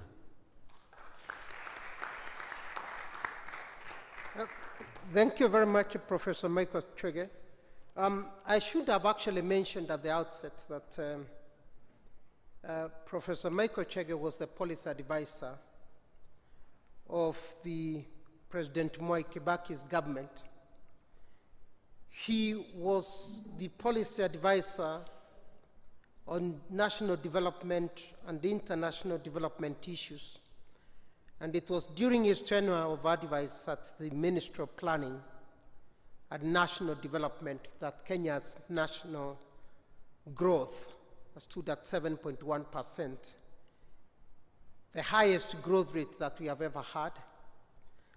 And all that they did was very simple: to tell the government, leave the institutions alone to work on their own, improve on governance, then create wealth and opportunities for employment. It was during that particular time, if I recall actually, that we saw the dairy industry getting transformed in a period of 1 year or less, if I'm not wrong. So what he's talking about Vietnam and poverty changes, lifting people up from poverty within a very short period of a generation, is something that can be done, and it's speaking from that global international university practice. Ladies and gentlemen, allow me now to invite Emmanuel Manyasa, my own good friend also, a very good friend of this university too. He is the director of Usawa Agenda, a not-for-profit organization that focuses on issues of education. He owns a PhD in development economics, with a long period of experience on issues to do with education. He's a member of Elimietu Coalition, where we met with him a couple of times, and he's quite knowledgeable on these issues. He's also in the advisory committee of SDGs forum in this country. Welcome, Dr. Ari, and speak to us. Thank you.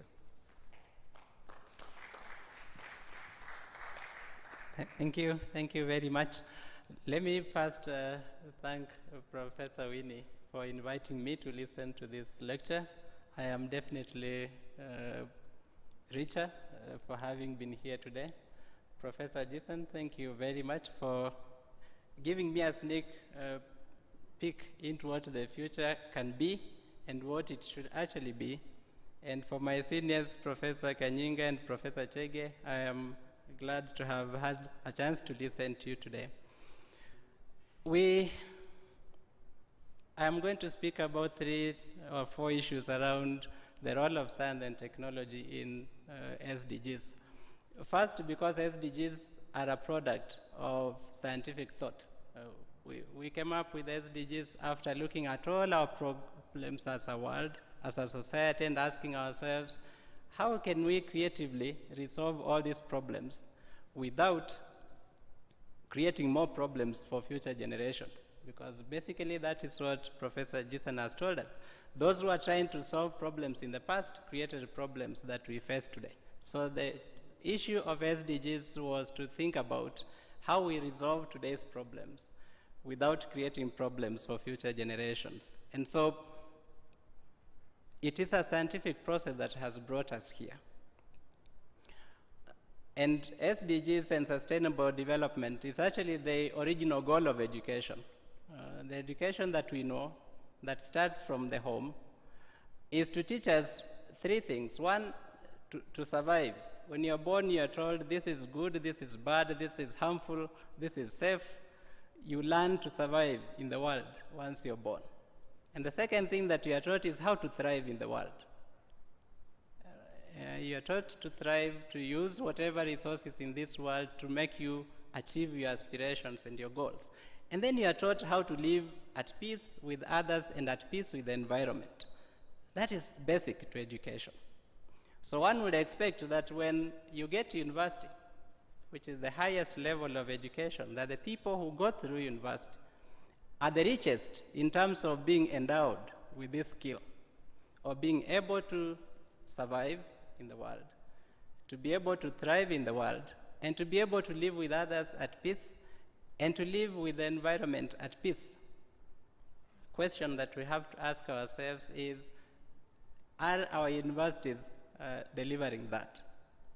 Are they able to make us thrive, survive, and live in this world without destroying our neighbors and destroying the environment that we so much rely on?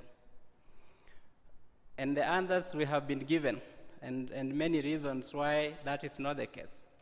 And I want to look at a few issues around why those challenges persist, and look at those issues in terms of micro and macro issues. At micro level, we have issues within the university as an establishment that are a challenge. 17 years ago, I was employed to teach as a tutorial fellow in the university. And I looked at my job description, and it said, you're going to do research, teach, and do community service. 3 things. I left the university after 11 years. By the time I left the university, I realized that what I was practically able to do at that moment in time was just teach. And I think that is one of the problems facing our universities today. You just teach, teach, and teach. There is very little time, even if you were to apply yourself, to find time to do research. Of course, there are reasons for that. There are resources and other issues, but I'm not sure it is entirely resources. I think the issue that Professor Chege has mentioned about the paradigm that we have is a problem within the university, and that is at a micro level in the university. At a macro level in the country, today, the way we regard our academia is that we have people who did not qualify to even study in the university, but who are in politics, being paid more than our academics. Yeah. So that even when you are in the university and you cannot afford to take your children to a school where someone who did not even qualify to study in the university can take their children, then you cannot focus on doing research, because research is productive but it is a very long-term investment. If you start working on research today, you don't produce a patent tomorrow. It takes time. And if you look at Paul Romer's model, it requires a lot of ecosystem for you to be able to produce that patent through research. That ecosystem is lacking, but also it's a long-term investment, and the environment is not supportive. Thus are some challenges affecting our universities internally, and governance, of course, within our universities. So that even progression within some of our universities is not pegged on your ability to do good research. It will be pegged on there's a concept that I find very nebulous, your ability to support the university, which properly defined simply means your single allegiance to the leader in the university. And that undermines the focus on the research work that needs to be done by our institutions. Which then brings me to another issue that I want us to talk about. The community service aspect of universities. If you visit all our universities, you find very high fences, and you find strong gates to those universities. And I understand the context, because there is a lot of security concerns that makes these universities do that. But we have allowed those fences and gates to become symbols of our seclusion from the communities. And what does that translate into? That translates into undermining the leadership of the academics in the society. Because they say people don't care what you know unless they know that you care. So if people don't think you care about them, they don't care what you know. What that has done, and that is not a Kenyan problem, I think that is a global problem, is that it has left the leadership that seeks to address all our challenges as a society in the hands of the non-scientific minded. And I think COVID has shown us that. That's why we still have, even with a lot of research work and heavy lifting that has been done by scientists to produce vaccines in record time, we still have people telling others, don't try to use them. And those people saying don't try to use them are the leaders in the world. And that undermines our agenda to try and create the society that we are trying to create. So I want to challenge the academics, because they say if someone doesn't know, and he doesn't know that he doesn't know, you just ignore that person. That you don't need to invest any time in that one. If someone knows but doesn't know that they know, you awaken them. If someone doesn't know and knows that they don't know, you educate. The person who knows and knows that they know, and they can make others know that they know, is the leader. So now for me, the challenge is to our academics. We know you know, but you haven't made everyone know that you know. I don't know whether I make sense.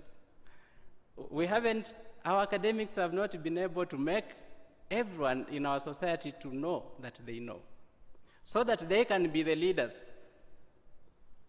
And they can be able to therefore influence all the programs that are being implemented in terms of addressing our Agenda 2030 and any other concerns that arise in our societies here.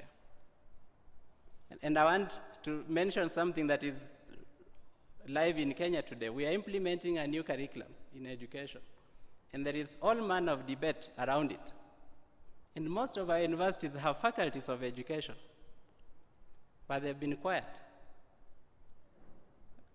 They have done research on this, they have practiced what is being discussed, but they have been quiet. They haven't contributed to the public discourse.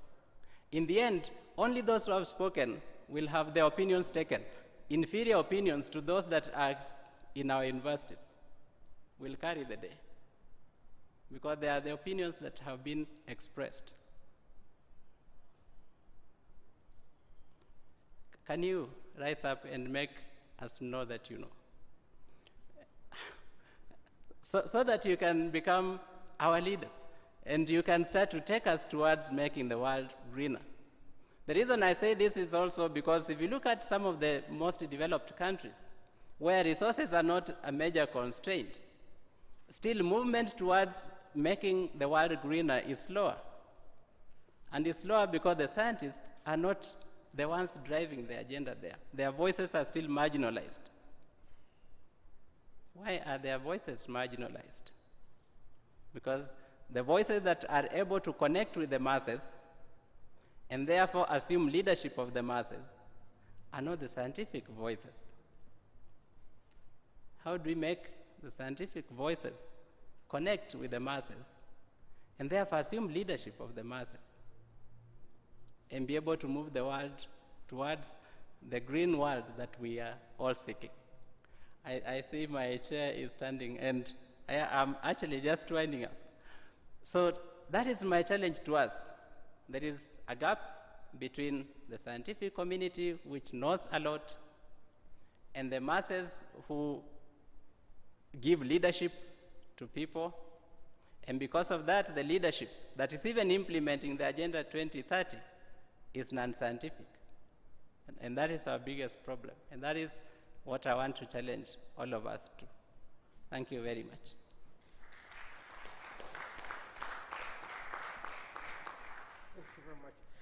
Thank you very much, Emmanuel. I would have given Emmanuel and Professor Michael Chege slightly more time, but Emmanuel started challenging the university, and therefore was feeling very uncomfortable. I was feeling very uncomfortable because the challenge he was throwing to us is the challenge that Professor Mullah, who is seated in this room here, throws to everyone almost every other morning, and no one has ever taken his challenge. He was raising the same question that Emmanuel, you are raising. I saw him raising the same question today in a different forum about why university is quiet and leaving the politicians to make decisions on the issues that politicians are least equipped or least knowledgeable about to make their comments on. We have already discussed the need to have a discussion on the challenges facing higher education. We discussed with Professor Hubert, and we said that IDS and UNESCO will soon, without a date, be convening an international forum to discuss some of these particular challenges. And we welcome you back to come and see whether we shall have lived to that challenge. Professor Mullah, you will be held responsible for not speaking in that conference, because those issues you raise, you have been raising for almost 1 year now. I'll put you in the program whether you to respond to them in a very clear manner. But thank you very much, colleagues. We are now getting into the plenary, but we are also running short of time. I would like to say the following. Those online, please ask your questions, and then we shall have someone read the questions to Professor Hubert. But those who are with us here, if you have got any question, please, we have got a few minutes to spare for question time. We already past the time that we allocated for the meeting, but we started slightly late because we would like to have Professor Hubert and, if possible, Professor Michael Chege and Dr. Emmanuel to respond to them. If there is any member of the audience who has got questions to ask, please do. And if we have got any questions that have been asked online, Professor Awini Mitula may help us to read them out if they are available. I know Awini Mitula is very proficient in terms of Facebook and Twitter. She must be following that, and she will tell us whether actually there is something that has been taking place. That one I know for certain, because I was also monitoring from wherever I was. And if there are any questions, please give the mic to someone to ask the question. There's someone at the back there. Thank you very much. Please mention your name and the institution you represent. And I hope you are not attacking the university.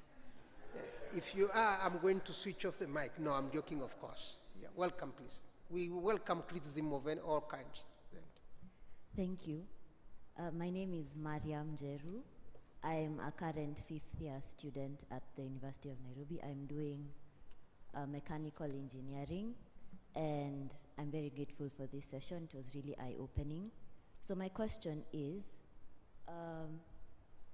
I guess it's to all the discussants. Okay, in Kenya, where unemployment is a current issue, we are encouraged to move towards starting your own business and therefore creating more employment. I guess that's the vision. So when you come up with a business plan and all that is concentrated upon is the amount of money you make, the profits you make, and we don't pay keen interest to the impact that these businesses may have either to the environment or to the people around the society, we see that we continue to damage the environment or to have detrimental effects to the society.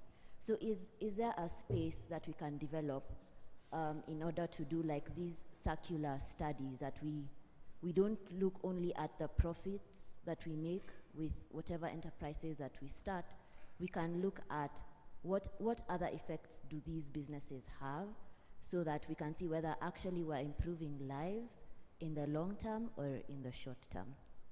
Thank you. Thank you. Anyone else? I think we can start off with that, and as Professor Winnie Mitula begins to read some of the comments and the questions, and then we shall wind up after that. We shall ask Professor Hubert to respond to those questions and then wind up after that. There is someone else? Okay, please. Yeah, I am Ondino Kello, a 4th year student pursuing a Bachelor of Arts degree in Political Science and Philosophy, that is majors. So my question is, I think to the all panelists, you talked about the fact that women are still not involved in matters to do STEM. Then Dr. Emmanuel was talking of the fact that there's that gap between the scientific side and the masses. So my question is, do you think it's time that we focus more on an interdisciplinary approach so that now we could rectify that gap? That gap is between the STEM and women and the scientific body and the masses. Thank you very much. Let's have just only those two questions from the audience here, and Professor Hubert, if you are ready to respond to that, as we ask Professor Winnie to prepare and respond to that. Yeah, maybe to the first question, starting own businesses, typically starting small but becoming big businesses.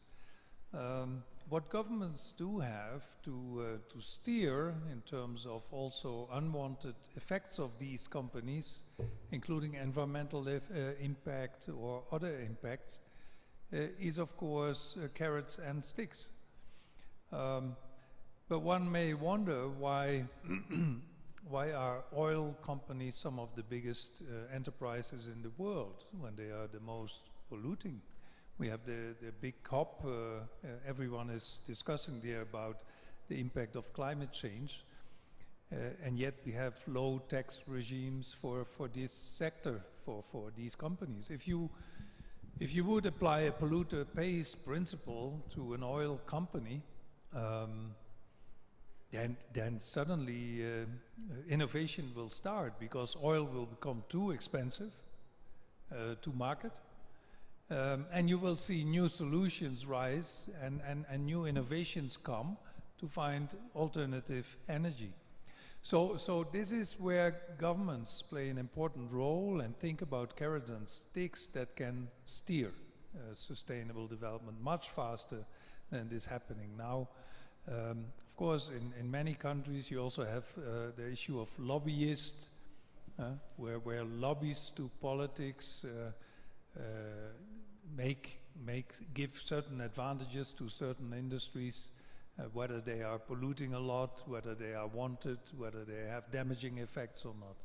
So I think that is where we need to look at how can at the political level we have better steering towards sustainable development. It's all the world leaders that signed up to this agenda. So when it comes to agreeing on the big picture, yes, we do. But then they go back to their countries, they've signed in New York, and then the lobbies happen again, and you get very strange decisions. So, and then there is a responsibility also for the electorate, the public.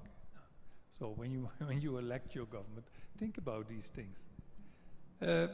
The other question was on STEM and the link of STEM and women and sustainable development, the big picture.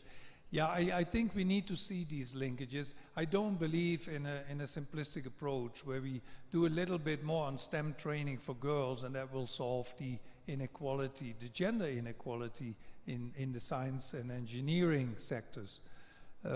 So what we need to go much further back in the educational system, for instance. Science is this, for many learners, if you ask them about science, they say, oh, there's that terrible topic that nobody understands.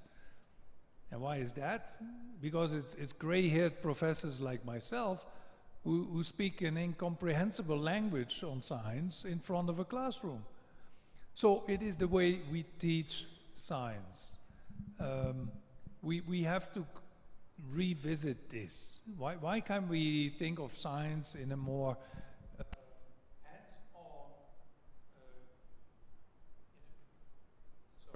in a more hands-on, joyful manner? When I was leading the regional office in Asia and the Pacific, we started a program called Green Schools. And there, children would learn about issues of climate change, biodiversity, pollution, waste recycling, but all via hands-on projects that they do in the schools. So from waste, from paper waste and plastics, they would make the most beautiful products and bring them home. And what's next? The mothers come to the school and say, we want to learn that too. They did composting, they did projects on irrigation of the school garden and measure plant crop growth.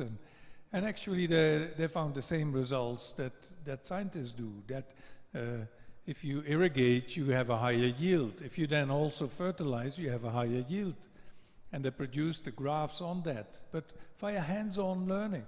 And even the children at that age, they didn't have science topics. It was primary school. So they didn't know they were learning science, but they were joyful learning science. And that's the approach we need to take. And that will create a whole new generation with an interest in science. Indeed, I think it was you made a comment on what is the concept of a university. Well, let's face it, many universities in Africa are training for unemployment. And that's a disaster. What a waste of energy, resource, of young people and talent. So we need to see where do these programs lead to? Are we training for the jobs that we need for the future? This whole green transition will create so many opportunities for work, but we need to develop the skills and the knowledge that will then create the spin-off via startups and companies. And there is a whole wide range of new companies that will come up under this green transition and under this green economy. So we have to start, in fact, already training young people for jobs that haven't been created yet. We don't know how these jobs look like under the artificial intelligence and the fourth industrial revolution. I remember myself when I was a young student, and in those days there was massive unemployment for academics close to graduation, and I was lucky. I was hired by the university I was studying, became a researcher, but most of my study mates, they were retrained because that was the hype of computer programming. And this was the very early 80s. And that was then That was the third industrial revolution in action. So universities responded too late, governments responded too late, they didn't see this coming. And we have wasted 6 years of training people to MSc degrees, and now say retrain because computers is now the thing. So we could be ahead of the game and plan better. So that's where universities and politicians need to work together. Thank you very much. Winnie, if you can read some of the comments, and then we take a very short time to reply to them, and then we shall have Professor Kinoti giving a vote of thanks, and then we wind up. Please be patient with us. Yeah. Thank you very much. I'll read them. There is a lot of engagement online, but I'll just briefly pick some, quite a number. But I think the first critical one is to Hubert, and somebody would really want to know why education is not among the 3 drivers that you listed. Another one also is to Professor Chege, and Wainaina Gituro is asking, you know Wainaina, he's wondering why, what do we do? Right now people are dying, there is starvation. What do we do? Do we wait to keep discussing and discussing? How do we approach it today, the issue of the agenda we are dealing with? Then Achieng is asking, Michael Wangai is asking about, asking Professor Michael Chege to comment on how do we bring order to education, because he talked about there is no order. We have the intelligence, we have the capacity, but lack of order. So how do we bring order to achieve that? And then last but not least, somebody's asking, how do we ensure that the message we've heard here today reaches our leaders and politicians? Thank you. Thank you very much, Winnie. I will ask Michael Chege to begin first.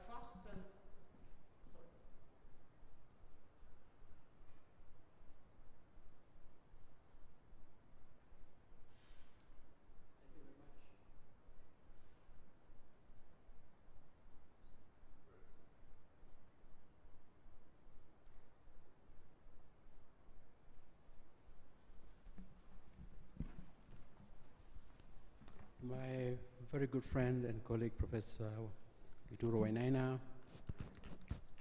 asking about what we do immediately, given the perils of climate change, is that we must push for the fulfillment of the promises made in Paris in 2015 for compensation for African countries that are providing a contribution to a global CO2 sink by planting trees and taking a green approach to development. Kenya's energy is 70% green as it is now. Any compensation? No, that I know of. Demanded. Gabon has done it, luckily. They are a very forested country.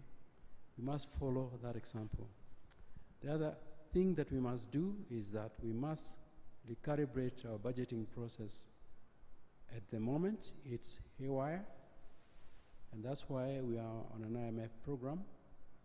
Cut expenditures we don't need, collect revenue that has gone missing, and channel it to humanitarian purposes that we need right now to be addressing. So there's an international angle to this, as well as a domestic one. Number 2, about the universities.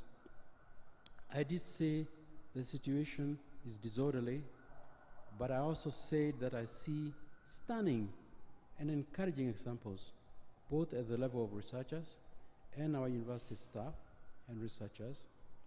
And I see encouraging signs even among our students. I gave that example of students, unfortunately, fraudulently, it was viewed, it was a special program on CBS, 60 Minutes, where Kenyan students are making contribution, selling papers. And this is the students in Western universities who cannot write or do research, and getting them to pass. So there's some quality there.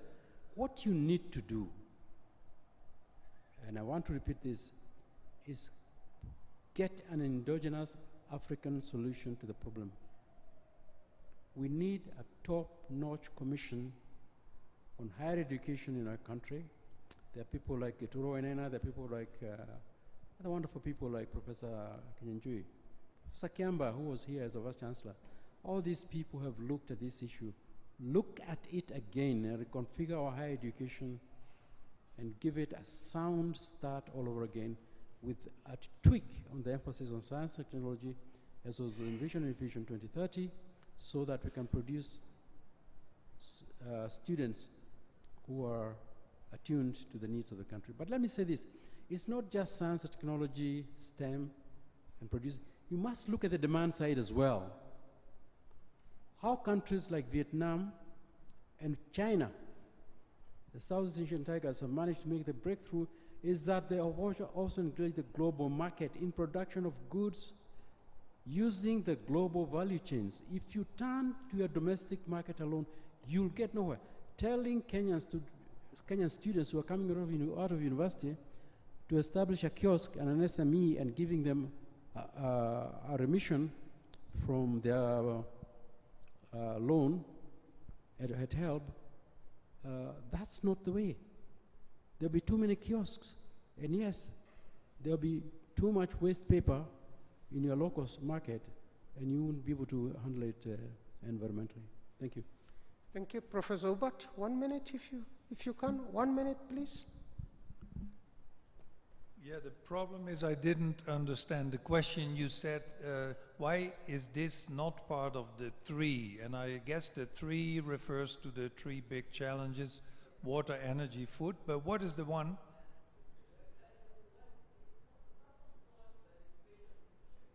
Oh, education. Yes, yes. No, of course, I'm sitting here as a representative of UNESCO, so I will immediately agree. So I could keep it under 1 minute. But education is goal 4 of the 17 SDGs. And what I would say about that is, without education, nothing goes. None of these goals will drive anywhere. So education is a goal in its own right, but it is an enabler for all the other goals. And as such, when I singled out the 3 main critical pillars for sustainable development, new water, new energy, new food, this is never going to happen without education. So I can only agree, education is at the heart of everything. Thank you. Thank you very much. I will ask Professor Mary Kinoti, one of our own, to come and give a vote of thanks on behalf of the Vice Chancellor and the entire University of Nairobi community. Welcome, Professor Kinoti.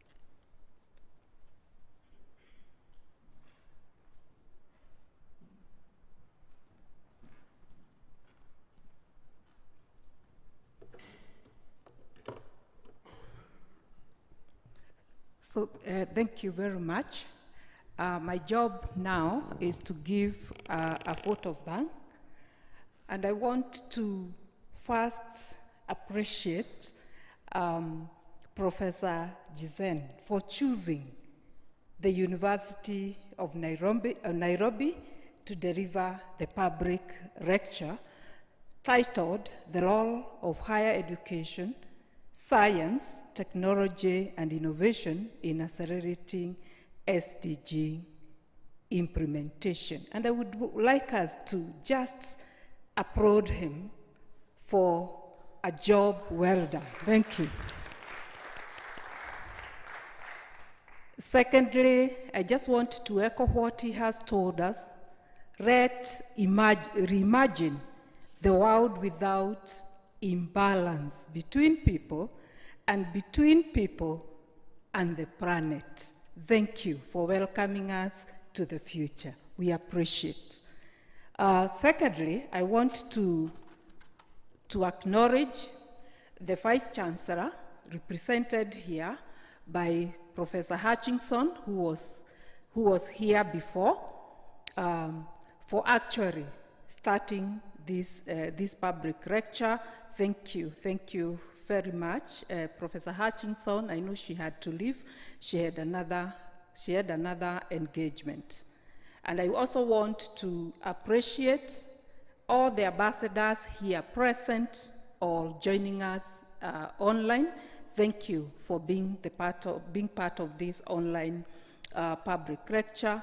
I want to applaud and appreciate the UNESCO delegation here present. Can we appreciate them?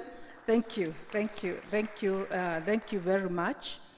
I also want to appreciate the discussants. Thank you so much, Professor Michael Chege. Thank you. You have really challenged us, and we appreciate. Thank you, Dr. Manyasa. I hope I have pronounced that, for engaging us. And I actually noted you challenged the university, and you told us if people don't know what you know, then they do not care. So thank you very much for that. I want to appreciate the deans and the directors here present, and I also want to appreciate the chairmen of department here present. Thank you for joining this public lecture, either present or on online platform. I also want to appreciate all the academic members of staff here and also joining us online, and also all our non-academic staff. In fact, some of the questions that came, they are our staff who are in the office actually joining us online. And I wouldn't forget our students. And at this juncture, I want us to appreciate our students joining us here and those who are online. Thank you for being part of this very, very critical discussion, especially that is affecting the young generation which you belong to and our future generation. Let's appreciate our students. Thank you. So thank you very much. So I just want now, as I finalize, to appreciate all those who are joining us on online platform. They could be from international, they could be local. We appreciate that. And finally, I just want to say thank you to all of us for making this happen. Asanteni, asanteni sana. Thank you.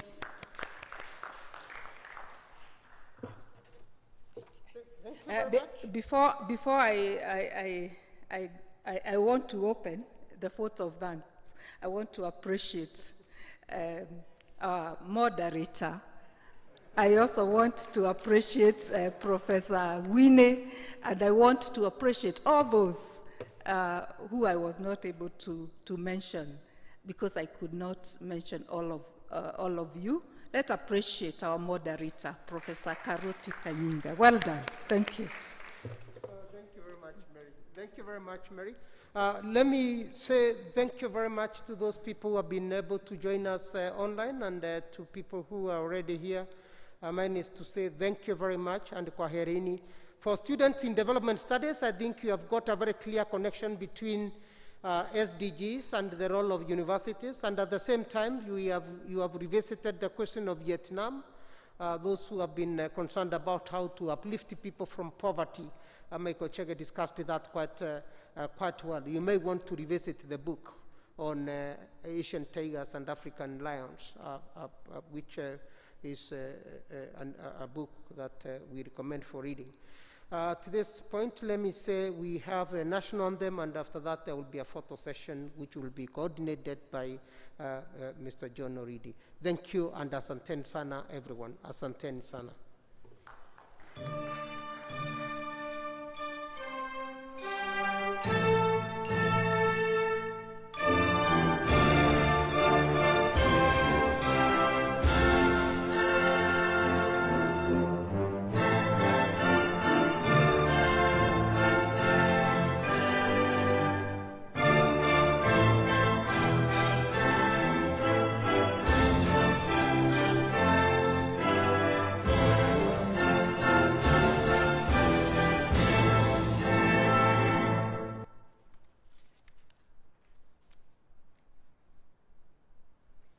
Thank you, and kwaherini.